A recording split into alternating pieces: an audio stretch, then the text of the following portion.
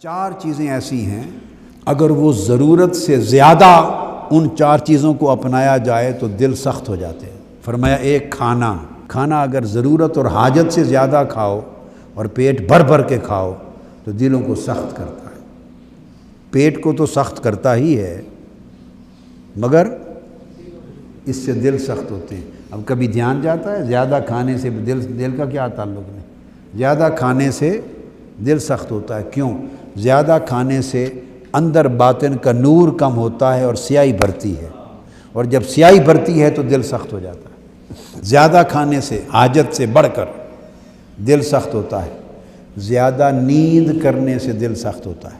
تیسرا، زیادہ کلام لغو اور فضول گفتگو کثرت کے ساتھ کرنے سے دل سخت ہوتا ہے۔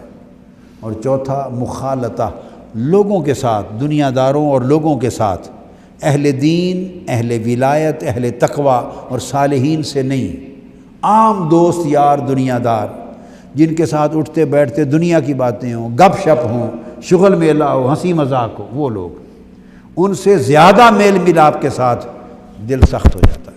ضرورت کی حد تک لوگوں سے میل ملاپ کرو جو آپ کے فرائض ادا کرنے کے لیے درکار ہے، اور جب آپ کا فرض ادا ہو جائے تو محض گپ شپ کے لیے کبھی لوگوں کے ساتھ نہ بیٹھیں۔ ہماری یہ بھی عادت ہوتی ہے، چلو بھئی آ یار ذرا بیٹھاں گے، گپاں ماریں گے، ذرا گپ شپ ماریے۔ یہ گپ شپ کی مجلس دلوں کو سخت اور سیاہ کرتی ہے۔ تین باتیں بتاتا ہوں۔ ایک ہے لوگوں کے ساتھ میل ملاپ، ایک ہے تنہائی۔ دنیا دار سے میل ملاپ نقصان دہ ہے، اس کے میل ملاپ سے تنہائی بہتر ہے۔ دنیا داروں کے زیادہ میل ملاپ سے تنہائی بہتر ہے، اور صالحین تنہائی سے اللہ والوں کا میل ملاپ بہتر ہے۔ تنہائی سے اللہ والوں کا میل ملاپ بہتر ہے۔ اہل اللہ اور صالحین سے میل ملاپ کچھ بھی نہ ہو، نہ تسبیح نہ کوئی اور کام، بس ان کو دیکھنا، ان کے پاس بیٹھنا، ان کے وہ کام کاج کریں، آپ ان کی صحبت میں بیٹھیں، یہ بھی 1000 عبادتوں سے افضل ہے۔ یک زمانہ صحبت با اولیاء بہتر از 100 سالہ طاعت بے ریا، بس ان کے ساتھ بیٹھے رہنا۔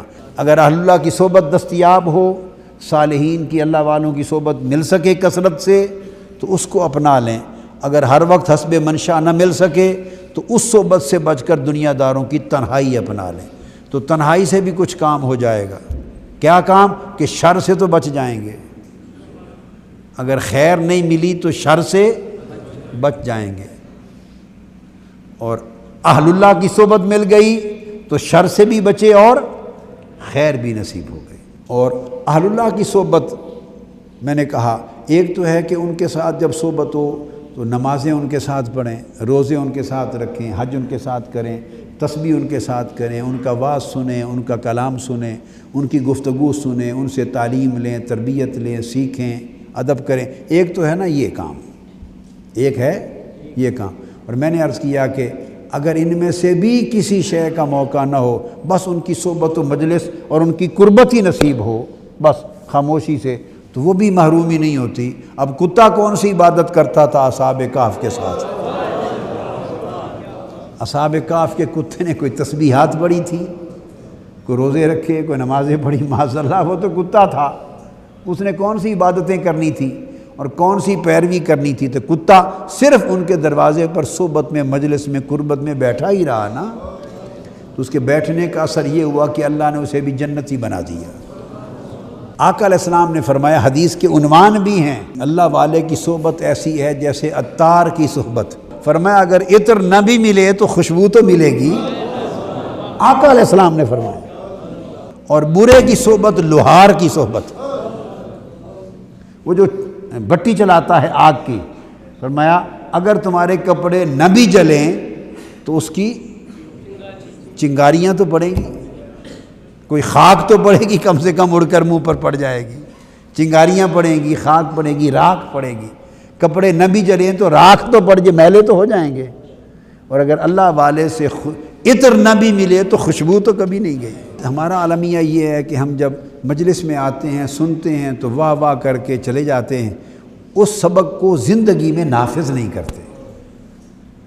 اگر زندگی میں نفاذ ہو جائے تو ساری کایا پلٹ جائے، زندگی وہیں کی وہیں کھڑی رہتی ہے، عادات وہیں کھڑی رہتی ہے، زندگی کے حالات وہیں کے وہیں کھڑے، وہ ٹس سے مس نہیں ہوتے۔ اور باقی یہ نصیحت صرف اس لمحے رونے دھونے واہ واہ کرنے اور خوش ہونے کے لیے ہوتی ہے، بجا کے پھر چھوڑ جاتے نہیں۔ زندگی میں اس کی عملی ابتدا ہونی چاہیے۔